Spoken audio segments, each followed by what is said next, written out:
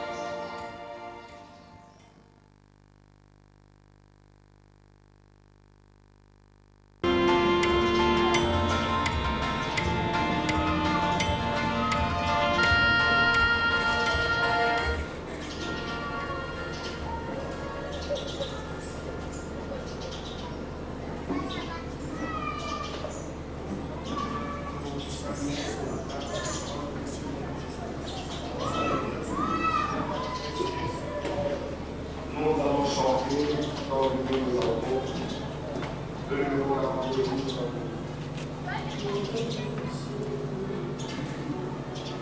Nous nous avons pour le programme.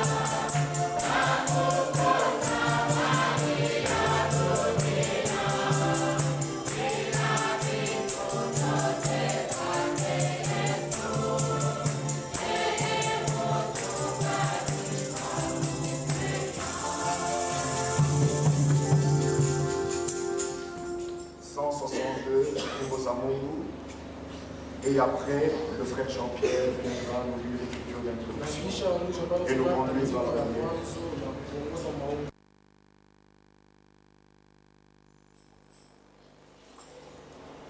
Nous saluons ce matin dans les précieux noms de Jésus.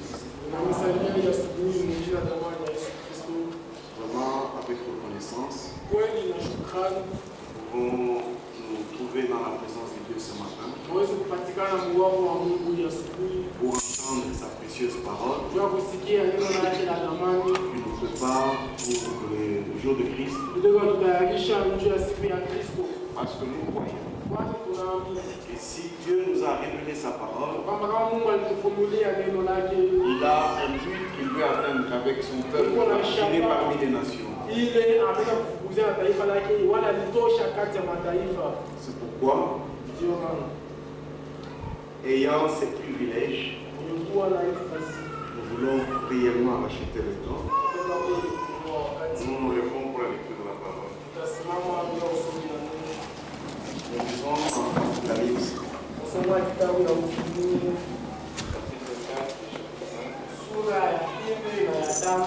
Apocalypse chapitre 4.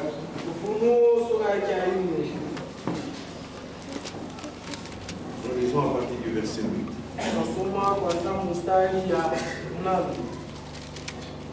À partir du verset 9.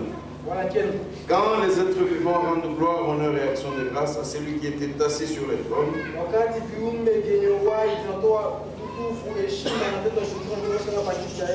à celui qui vit au siècle des siècles, les 24 vieillards se prosternèrent devant celui qui est assis sur le trône. Ils adorent celui qui vit au siècle des siècles. Et ils jettent leur couronne devant le trône en disant: Tu es digne, notre Seigneur et notre Dieu, de recevoir la gloire, l'honneur et la puissance, car tu as créé toutes choses et c'est par ta volonté qu'elles existent et qu'elles ont été créées. Chapitre 5. Nous lisons à partir du verset 8. Ou à partir du verset 5. Et l'un des vieillards me dit: ne pleure point. Voici les lions de la tribu de Juda, la racine de David, a vaincu pour ouvrir les livres et ses sceptres. Et je vis au milieu du trône et de 4 êtres vivants, et au milieu des vieillards, Un agneau qui était là comme immolé. Il avait cette corne et ses yeux. Qui sont les sept esprits de Dieu envoyés par toute la terre.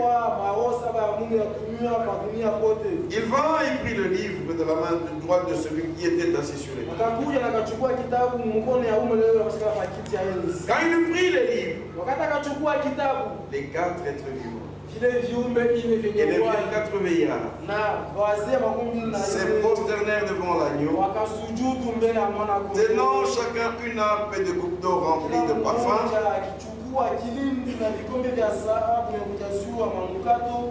qui sont les prières des saints. Et ils chantaient un cantique nouveau en disant: tu es digne de prendre les livres et d'en ouvrir le sceau, car tu as été immolé et tu as racheté pour Dieu par ton sang des hommes de toutes tribus, de toutes langues et de tout peuple et de toutes nations. Tu as fait de grands royaumes et des sacrificateurs pour notre Dieu, et ils régneront sur la terre en tant que roi. Je regardais et j'entendis la voix de beaucoup d'anges autour du trône, et des êtres vivants, et des vieillards, et leur nombre était des milliards et des milliards et des milliers et des milliers. Il disait d'une voix forte: l'agneau qui a été immolé est digne de recevoir la puissance, la richesse, la sagesse, la force, l'honneur, la gloire et la louange. Et toutes les créatures qui sont dans le ciel, et toutes les créatures qui sont sur la terre, et toutes les créatures qui sont sur la terre, sur la mer, et tous ceux qui s'y trouvent, je les entendis qui disaient à celui qui est assis sur le trône et à l'agneau soit la louange, l'honneur, la gloire et la force au siècle des siècles. Et les 20 et les 4 êtres vivants disaient Amen. Et les vieillards se prosternèrent et adorèrent. Gloire, gloire.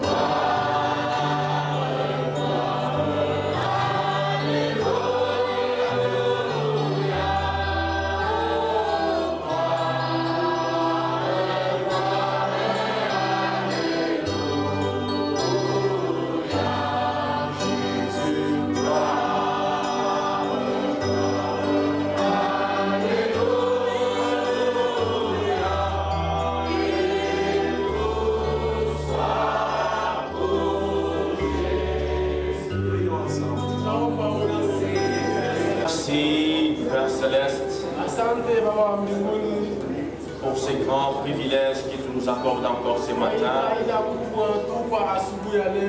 de nous retrouver devant ta présence bénie, pour écouter les paroles de ta bouche. Ce sont les paroles de vérité et les paroles de la vie éternelle. Notre prière encore ce matin, c'est que tu nous disposes favorablement, Seigneur, à ta disposition.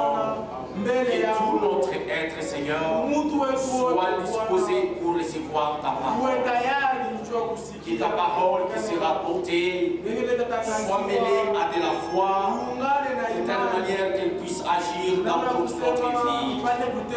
Oh grand Dieu, réellement à toi l'honneur, à toi la gloire, à toi la dignité.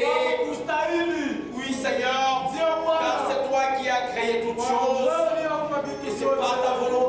choses existent. Nous te disons merci, Seigneur, pour la rédemption. L'agneau qui a été immolé, tu le seul a été digne de prendre les livres et de rompre les sept sceaux. Lui, il a racheté par son sang. Nous sommes de tout peuple, de toute langue et de toute tribu. Et il a fait de nous des rois et des sacrificateurs pour notre Dieu.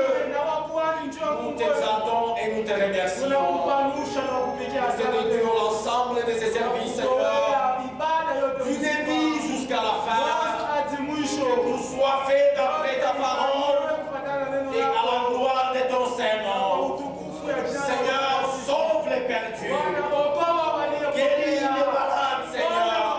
Ramène les rétrogrades et sois la réponse à tous nos problèmes. Oh grand Dieu, devant ta présence, aucun homme n'est rentré tel qu'il est venu. Les pécheurs étaient sauvés, pardonnés. Alors, au moyen de ta parole ce matin, nous sommes encore devant ta présence. Ce que tu avais fait autrefois, tu peux encore le faire aujourd'hui. Aussi vrai que ta parole est parmi nous. Oh Seigneur, souviens-toi de notre frère, ton serviteur. Soutiens-le, Seigneur. Utilise-les encore puissamment pour l'édification de ton corps, pour l'édification de l'Église. Nous sommes venus devant toi, tels que nous sommes. Chacun avec ses lots fardeaux, chacun avec ses manquements. Et toi, tu as dit, venez à moi, tout ce qui est chargé et fatigué, moi je vais vous donner du repos. Pardonne à cause de ton nom, Seigneur. Accepte-nous favorablement à cause du sacrifice parfait de Jésus-Christ. Nous sommes réellement un peuple dans une grande attente. Croyons, Seigneur, que tu feras au-delà de tout ce que nous t'avons demandé ou pensé. Tu vas combler notre attente ce matin, car notre attente elle est grande, Seigneur. Merci, Père. Au nom de Jésus-Christ. Baba Mungu uliye juu mbinguni, Père qui est aux cieux, asubuhi ya leo tena tunakupigia asante. encore nous te remercions. Jina la Bwana na Mwokozi Yesu Dans le Kristo. nom du Seigneur et Sauveur Jésus. Tunasema Shia Nous tukustahili. savons que nous n'avons pas Wewe ule alistahili ni wewe. Mais celui qui a été Tu pale walipoze question nani anastahili? lorsqu'il a été demandé qui est Mbingu, pa dunia na chini. au ciel, sur la Hakupata terre, moyo alistahili. personne. Mais sauti iliambia Jean, Mais une fois il te dit hapana kulia. Uko moyo anastahili. Mwana kondoo wa Mungu. Yeye ndiye anastahili kubeba kitabu na kuvunja mihuri. Vile anastahili. Tuku mbele ya ule anastahili. Angalia. Biblia inasema ule Mungu alifufula le grand pasteur de brebis. Celui que tu as ramené à la vie, mchungaji mkuu wa kondoo. Qui nous rende capable de toute bonne œuvre. Et qu'il nous fasse en vous ce qui lui est agréable. Fanya ile ndani mwetu Baba. Car sans toi, nous ne pouvons rien. Mais avec toi tout est possible. Tunakuja kwako Baba. Semezana na nafsi zetu. Tuwe kama unasema, c'est la vie qui entre. Ta parole sauve. Ta parole transforme. Ta parole guérit. Ta parole délivre. Parle-nous, Seigneur. Nous voulons que toi tu puisses nous parler. Car si toi tu nous parles, nos âmes seront sauvées. Nous aurons de la joie. Nous serons consolés. Merci pour une occasion bénie. Ubariki instrument ndani mwako utasemea. Utudispose. Upe solution kila problème ya ile. Kila kila mmoja wetu. Tunaamini asema wewe Mungu utasemezana na sisi. Hatuko mbele ya mtu, tuko mbele yako. Maparoli ya mtu yanaleta lufu. Maparoli yako yanaleta kushiba. Tunapenda kusemezana na sisi. Asante Merci. d'avance. Nous te sommes tubariki. Donc il rassemblement, il y a rassemblement donc. Tu la vois autour de ta parole. Yote bakie mikono yako. Jina lijua majina yote. Ya Bwana na Mwokozi wetu Yesu Kristo. Amen.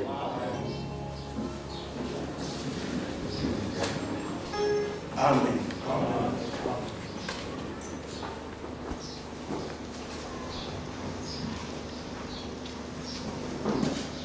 Nous avons beaucoup de remerciements. La sœur Cathy Monga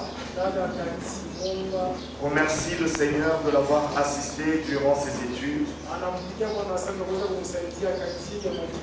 et de lui avoir accordé le diplôme de graduat en droit. Que la gloire revienne à Dieu. Le frère Serge remercie le Seigneur de lui avoir accordé satisfaction. Que Dieu soit loué. Le frère Honoré de Dilolo remercie le Seigneur pour sa protection et informe les saints qu'il rentre la semaine prochaine. Où est le frère Honoré? Que Dieu te bénisse. Saluez tous les saints. Vous pouvez vous asseoir. Notre frère Faustin de Dilolo, de Sandoa, il vous a tous salué ce matin dans le précieux nom de Jésus-Christ. Notre frère Michel rend des actions de grâce au Seigneur pour son séjour à Lubumbashi et il remercie tous les saints pour leur assistance. Dieu voulant, cet après-midi, il voyage pour Kinshasa et il dit au revoir à tous les saints. Frère Michel, que Dieu te bénisse. Saluez tous les bien-aimés à Kinshasa. Bon voyage. Chantons un cantique et nous allons continuer le service. 48 recueils.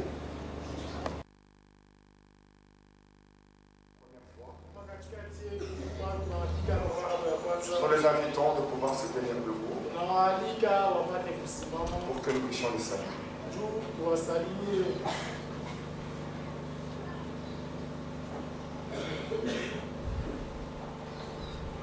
Ah, ils sont nombreux. Vous vous appelez comment? Et vous venez d'où? Michael, tu viens de Bougimaï. Nous te saluons dans le précieux nom de Jésus-Christ. Tu peux t'asseoir, mon frère. Cédric, vous venez d'où? Vous êtes de Lubumbashi? Tu as été invité? Par qui? Que Dieu te bénisse. Nous te saluons dans le précieux nom de Jésus-Christ. Mon frère. Notre frère Élie, il vient de Bougimaï. Nous te saluons dans le précieux nom de Jésus-Christ. Notre frère Masengo de Kakanda. Nous te saluons dans le précieux nom de Jésus-Christ. Ma soeur. Sœur Moulanga, vous venez de Mouleditou. Nous te saluons dans le précieux nom de Jésus-Christ. Pardon? Mouleditou, toujours. C'est quelle sœur? Mwamboui. Nous te saluons dans le précieux nom de Jésus-Christ. La sœur Hélène de Lubumbashi, elle a été invitée, je vois que c'est la première fois. Nous te saluons dans le précieux nom de Jésus-Christ. Tu peux t'asseoir. Ma sœur. Pardon? Sœur Capi. Vous venez d'où? Vous êtes de Lubumbashi. Nous te saluons dans le précieux nom de Jésus-Christ. Tu peux t'asseoir. Le frère Jacques a un cantique. Il peut venir. Et après,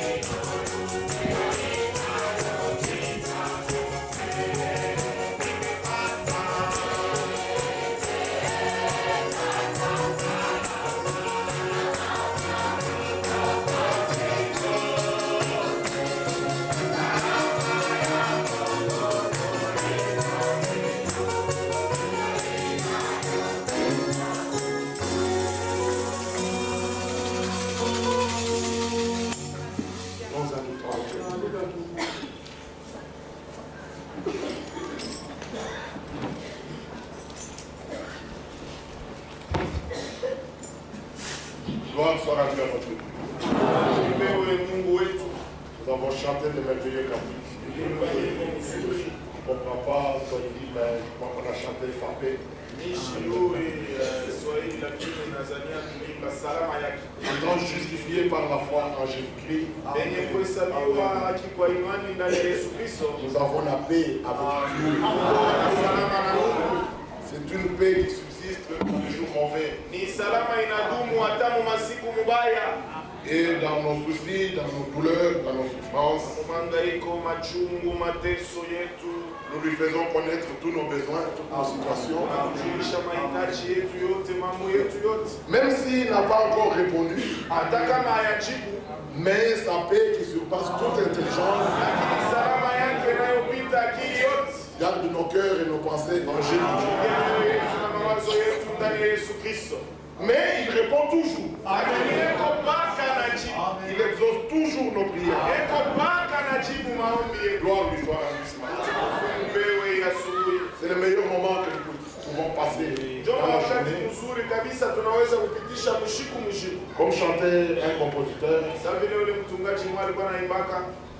c'est un moment merveilleux pour moi. Quand je me prépare pour le retour de Jésus-Christ. Veuillez vous lever, nous allons encore prier. Ensemble. Il est digne que nous le louons.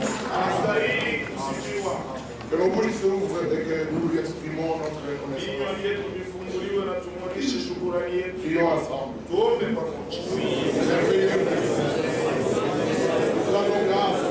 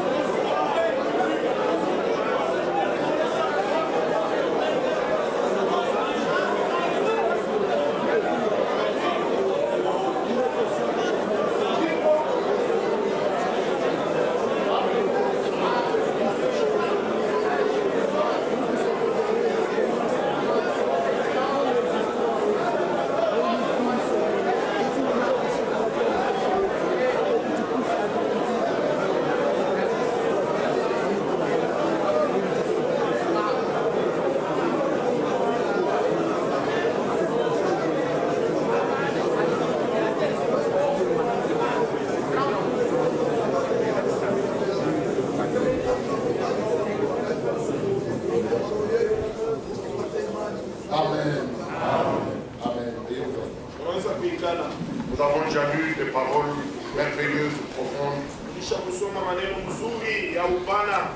L'agneau qui a été immolé. Au chapitre 1, il est dit, au verset 5. Commençons au verset 4. Jean aux sept églises qui sont en Asie. Que la grâce et la paix vous soient données de la part de celui qui est, qui était et qui vient. Et de la part de cet esprit qui sont devant son trône.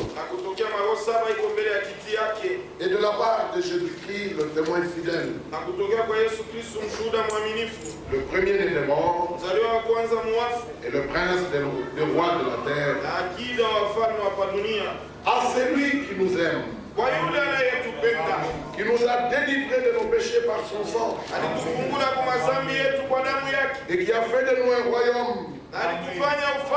Des sacrificateurs pour Dieu. Son Père. À lui soit la gloire. Et la puissance. Au siècle de siècle. Amen. Gloire lui soit rendue. Excusez-moi, je vous dois les salutations. Les frères et sœurs de Kinshasa m'avaient chargé de vous saluer. Dans le nom du Seigneur Jésus. Il y a aussi notre frère Tati de Bruxelles. Frère Jean Lambert d'Allemagne. Frère Landry de Brazzaville. nos frères de Sakanya, je sais pas si Bandugu vous yetu avez bakusakanya sijui kama ndugu Prosper alileta et nos frères de Kasumalesa et de Musoshi. na bandugu bakasumbalesa na Musoshi Et aussi ceux de Kipushi. na bale bakukipushi. Vous saluez tous dans le nom du Seigneur Jésus. Ananisalimia wote mjina wa Bwana Yesu Kristo. C'est un devoir, c'est aussi une expression de joie. Ni mapashwa ni kionyesho pia ya La furaha. joie de notre salut commun. Furaha ya wokovu yetu ya pamoja. Nous sommes une famille, Tuko jamaa, une famille éternelle, jamaa ya milele. des immortels, Wale hawakufa. des hommes qui ne mourront pas, Watu wana hawezi kufa. mais qui peuvent dormir. Lakini wanaweza kulala. Alors le Seigneur dit, quiconque vit et croit en moi ne mourra jamais. Bwana anasema yeyote anaishi na kuniamini Nous hata le kufa croyons, kamwe. nous le croyons et nous le confessons. Tunaiamini na tunaikiri. Ce ne sont pas des paroles pour amuser la galère. Haina maneno ya kuchezesha nayo hapana. Ce sont les véritables paroles de Dieu. Ni maneno ya kweli ya Mungu. Le croyant n'a pas peur de la mort. Mwaminifu haogopi kufa. Alors croyez-le, nous sommes une famille royale. Muamini tuko jamaa ya kifalme. Bientôt nous régnerons. Sasa hivi tutatawala. Nous remercions le Seigneur pour l'Apocalypse Tunapigia Bwana 5 asante juu ya Ufunuo 5. et des paroles que nous avons lues au chapitre 4.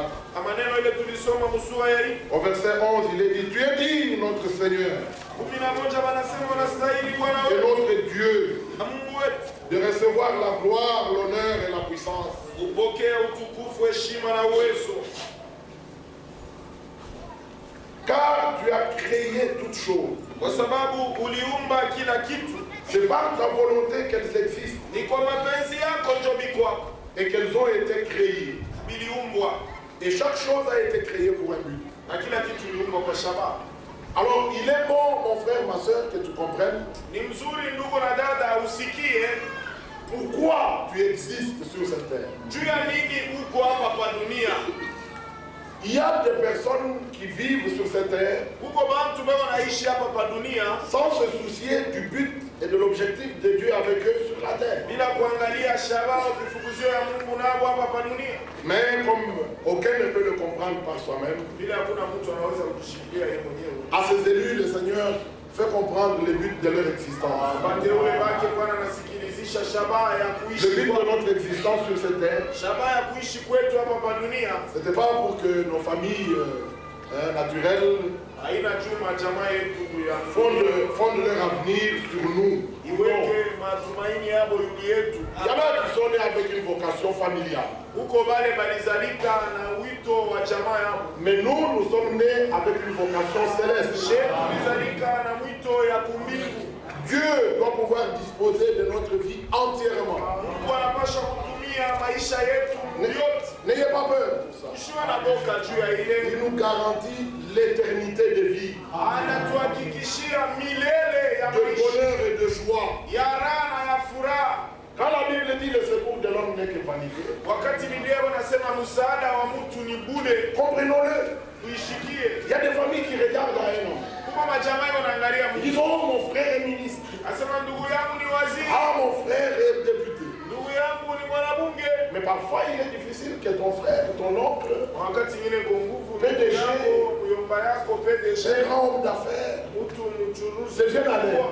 haya kusaidie. mais Jésus-Christ nous vient en aide à l'instant même. Lakini Yesu Kristo anatusaidia mpaka pale tuko na Yesu. Un secours qui ne peut jamais rater. Msaada unawezi kukosa kamwe. Ton oncle peut être loin. Mjomba yako anaweza kuwa mbali. Oh, ton grand ami peut être à des kilomètres loin. Rafiki yako mkubwa anaweza kuwa kwa kilometre na Et même si tu l'appelles, hata kama unamwita il te dit des paroles au téléphone. anakuambia maneno Et kusimu. puis il dit, bon, celui-là, il me dérange tout. Sema ule kupaka na niushi. Mais le Seigneur, lui, nous dit, voici, je suis avec vous. Bwana anatuambia tazama niko pamoja na mwe. J'aimerais que nous le disions. Voici, je suis avec toi. Tazama niko pamoja na wewe Tous les jours. masiku yote Jusqu'à la fin de tes jours. mpaka na mwisho wa masiku yetu. Mais nous sommes sans fin de jour. Asha masiku yetu aisha. Ainsi, bien aimés frères, Hivi wapendwa wangu, appuyons-nous et apprenons à nous appuyer sur le Seigneur. tutegemee na tujifunze kutegemea Pour Bwana. ce qui est des promesses qu'il nous a faites, Yenye kuangalia malako ile alitufanyia. le temps est venu où nous devons lui faire totale confiance. Saa inafika pale tunapaswa kumtumainia kabisa. Croire en lui sans limite. Kumwamini bila mipaka. Nous avons reçu sa parole. tulipokea neno lake, Lui permettre par son esprit kumruhusu kupitia roho yake de traduire cette parole kugeuza ile neno dans la vie pratique.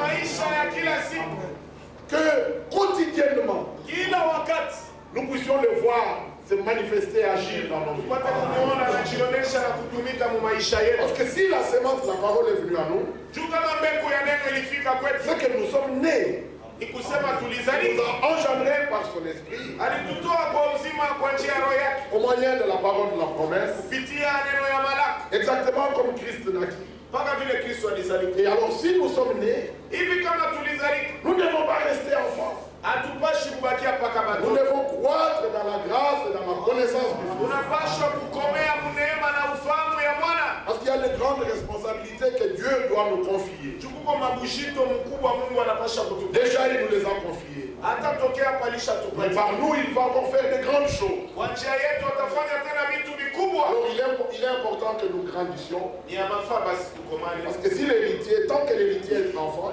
Juu wakati yote muriti angali mtoto, oh, mais il sera entre les mains des tuteurs. atakuwa mikono ya Mais kumwongoza. quand il devient responsable, Wakati anakuwa na mtu mkubwa na bushito, le Père lui confie baba anamupatia des makazi, responsabilités. mabushito. Ainsi, bien mes frères, Hivi wapendwa wandugu, nous sommes ce matin ici pour faire des expériences avec lui. tuko hapa hii asubuhi juu ya kuonja pamoja Et naye. effectivement, il nous est présenté ici Na kweli wanatuonesha hapa dans la position où il se tient pour secourir chacun de nous. msimamo ile anashimama juu ya kusaidia kila mmoja wetu. Dieu était en Christ Mungu alikuwa ndani ya Kristo pour réconcilier le monde avec lui-même. kwa kupatanisha ulimwengu na yeye mwenyewe. Et c'est le message qui a été apporté dès le commencement Ndio ujumbe liletewa tangia de kumwanzo l'Église. ya kanisa. Et l'Écriture dit si quelqu'un est en Christ, Andiko nasema kama mtu uko ndani ya il est une nouvelle création. ni kiumbe kipya, Les choses anciennes sont passées. vitu ya zamani vilisha kupita, Voici, toutes choses sont devenues nouvelles. ona kila kitu kinakuwa kipya. Qui fait tout cela? Ni nani anafanya vile C'est vile? l'œuvre de Dieu. Ni kazi ya Mungu. Tout ça est écrit dans 2 Corinthiens 5. Andiko mwa Korinto 2:5. Ainsi, mon frère, ma soeur, Hivi ndugu na dada, aujourd'hui nous sommes à la fin leo tuko kumwisho du temps que le Seigneur a imparti à ya ile l'Église des wakati nations. Bwana alipatia kanisa ya mataifa. Au commencement, Mwanzo l'Église était presque exclusivement juive.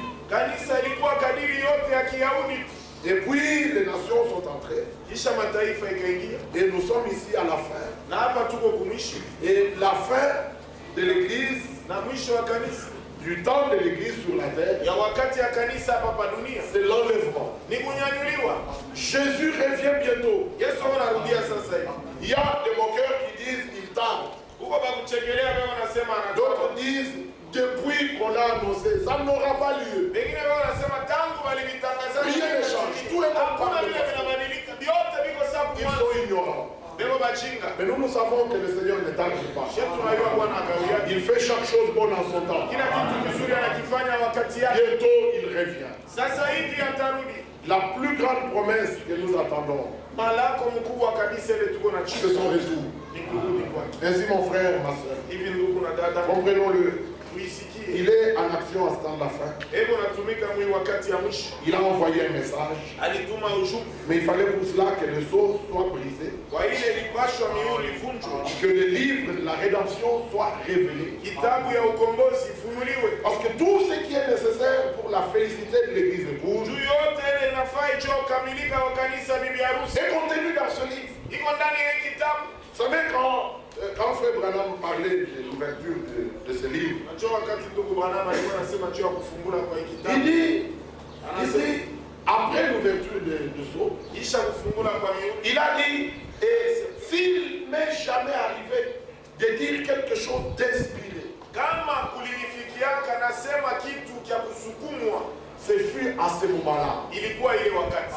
Il était nécessaire que le livre soit ouvert. Ilikuwa ya mafaa kitabu Et kifunguliwe. il y avait un frère, un homme qui lui a dit, Mtu mmoja alimwambia, frère Branham, donc quand le livre sera ouvert, ndugu Branham, ni kusema wakati kitabu il va kitafunguliwa, nous annoncer de nouvelles choses qui ne sont pas écrites. tutangazia vitu vipya viandikwe huko. Frère Branham a compris tout de suite que ça vient de l'Église. Mara mwa ndugu Branham akasikia somo ile linatoka kwa Mungu. J'ai noté ça dans ma Bible. Niliandika ile ndani ya Biblia. Il dit, c'est dans la brèche qu'il l'a dit, Il dit, quand seront brisés ces sceaux,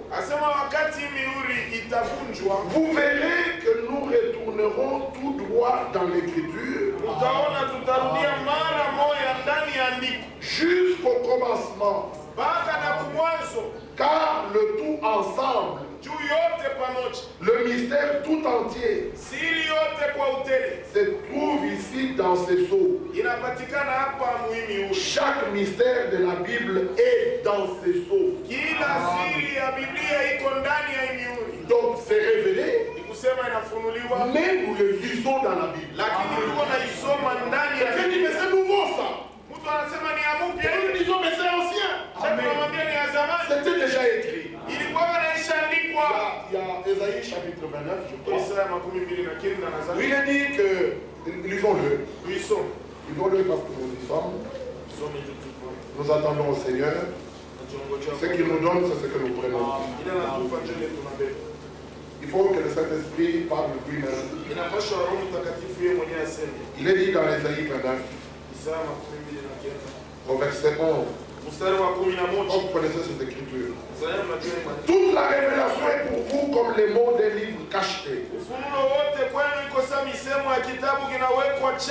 Un livre scellé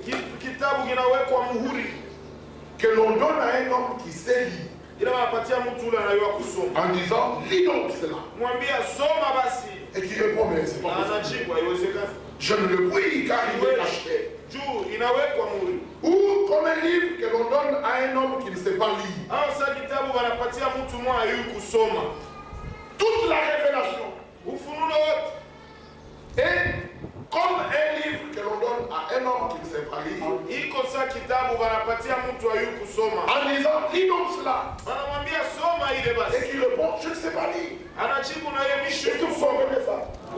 C'est un mystère. Alors nous nous demandons qu'est-ce que ces gens vont faire dans l'école de théologie. L'église de Jésus-Christ est bâtie sur la révélation. La nouvelle naissance elle-même. C'est le Fils se révélant à toi. C'est écrit, nous pouvons lire le fondement de l'église dans Matthieu 16, vous connaissez. Et les pierres qui entrent dans son édifice, les pierres vivifiées par lui. Nous avons l'exemple en Paul, Galates 1. Nous allons directement dans Galates, vous connaissez Matthieu 16. Vous connaissez aussi ça, mais nous le répétons. Et il nous a élus avant la fondation du monde. Pourquoi vous dites pas amen? Notre force c'est l'élection. L'élection n'échoue jamais. Avec nous il n'y a pas d'échec possible. Nous verrons Jésus à son retour. Si les gens sont quand bien même mon corps aurait pourri et mes yeux auraient pourri dans mes orbites, même mes yeux le verront. Nous, sous le sang de l'agneau qui a été immolé, nous avons une plus grande certitude que celle de l'homme. Et Dieu nous a élus pour ça. Ce matin, croyons. Si tu crois, tu verras la gloire de Dieu. Voyez-vous ça? C'est le Seigneur qui l'a dit et il ne ment pas. Alors Paul qui était aussi élu, il dit au verset 15, Galates 1 verset 15. Mais lorsqu'il plut à celui qui m'avait mis à part, dès le sein de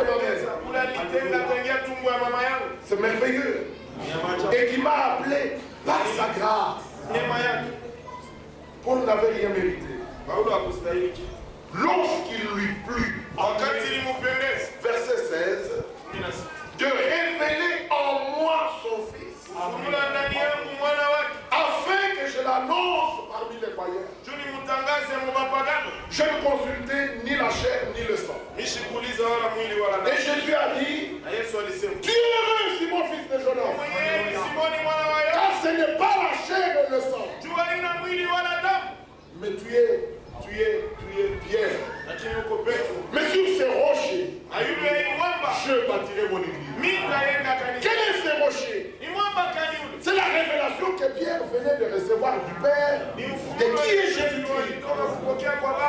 C'est puissant.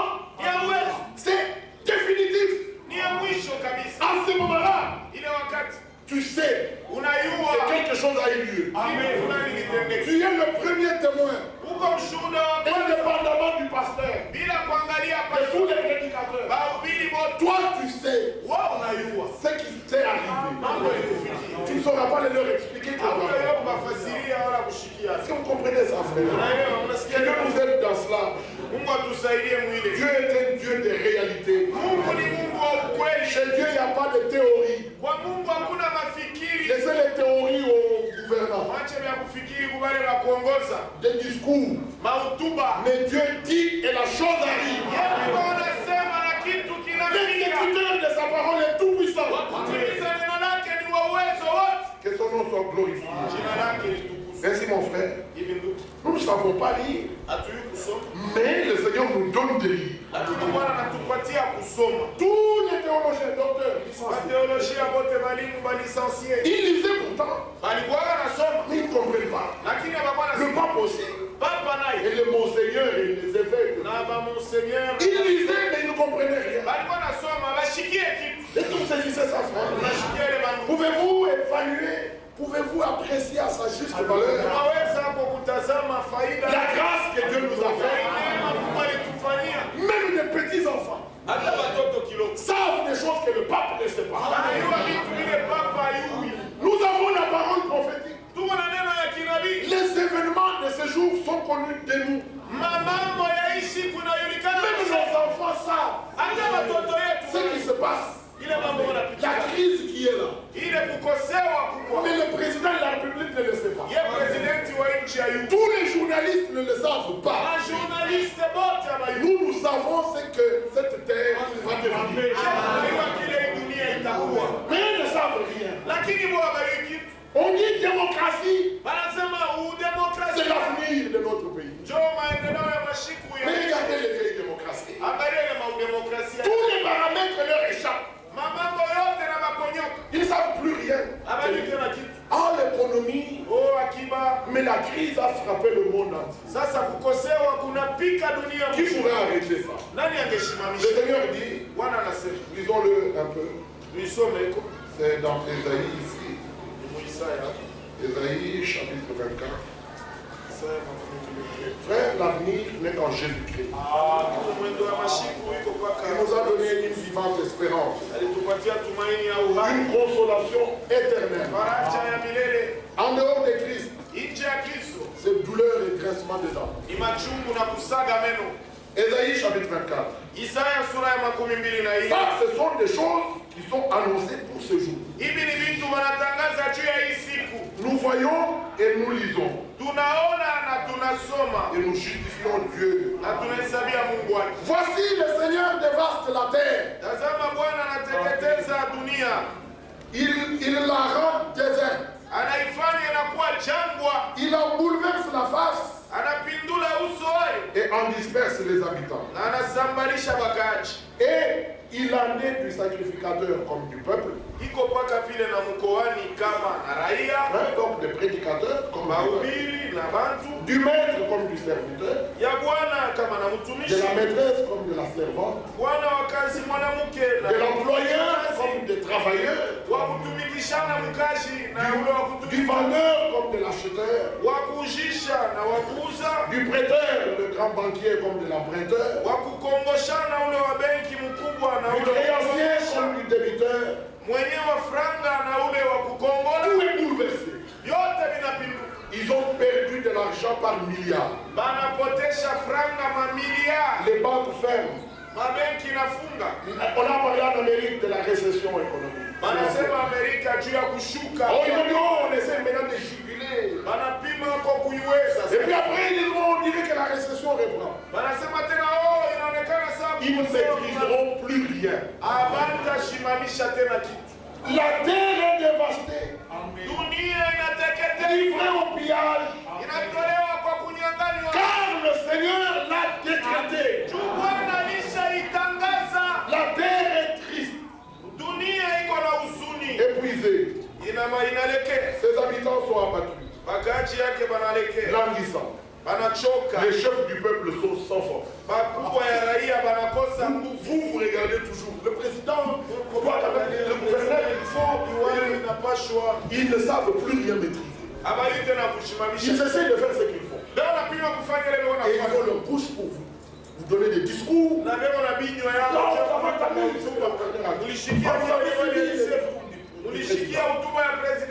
La terre chancelle, elle tombe, elle ne se relèvera plus jamais.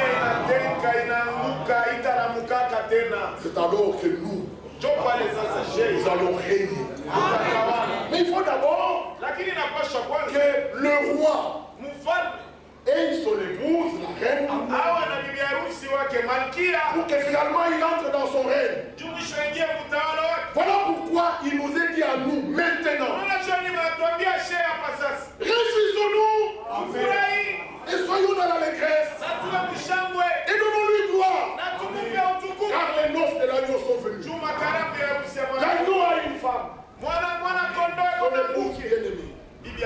Et les sons étaient ouverts pour que le message divin de l'époux, sa lettre d'amour, qui retrace tout son plan avec son époux, soit donné à l'épouse pour qu'elle se prépare. Et ce temps est le temps de préparation. Maintenant, ce n'est plus le temps de regarder qui est à gauche, qui est à droite. Le temps est court. Et le temps est mauvais. Mais je vous dis, encore plus glorieux qu'aucun autre temps. Mais parce qu'il est court, rachetez-le. Il y a beaucoup qui perdent leur temps. Au lieu de balayer dans leur parcelle, ils sont en train de regarder dans les parcelles d'autrui. Frère, il y a trop à balayer dans ma parcelle.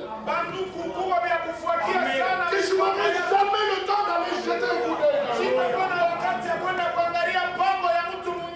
Que Dieu aide chacun à comprendre ça. Regardez le sort qui est réservé à la terre.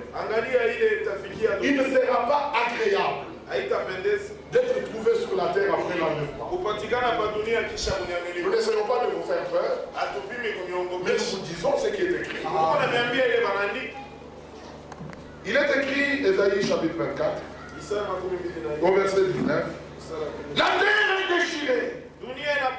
La terre se brille. La terre chancelle. La terre chancelle comme un homme ivre. Elle vacille comme une cabane. Vous savez quoi? Son péché pèse sur elle. Elle tombe et ne se relève plus. Ainsi, comprenons, frère, qu'il n'y a plus de temps pour nous sur la terre. Il y a une autre écriture dans Ésaïe chapitre 2. Ésaïe 2, 12 et 15. Même si on voit ces grands présidents, ces grands pays qui se croient grands dans leur orgueil, ils pensent qu'ils peuvent diriger le monde. Bon, qu'ils le fassent, c'est la prophétie qui s'accompagne. Mais qu'ils sachent qu'il y a une petite pierre qui va tomber sans le secours et qui va écraser tous les royaumes. Et qui va devenir elle-même une grande pierre qui va remplir toute la terre. C'est le royaume de Christ. Nous serons reines avec lui sur le trône. Israël verra le fils de David sur le trône de son père. Mais maintenant nous nous préparons pour son retour. Parce que nous devons manger avec Abraham, Isaac, Jacob et tous les prophètes à la table du Seigneur dans les cieux. Et trop heureux de le savoir. Ainsi aujourd'hui, l'invitation est en train d'être distribuée. Et la Bible dit, heureux ceux qui sont invités au festin de notre Ces invités, ce sont l'époux. Et la bienheureuse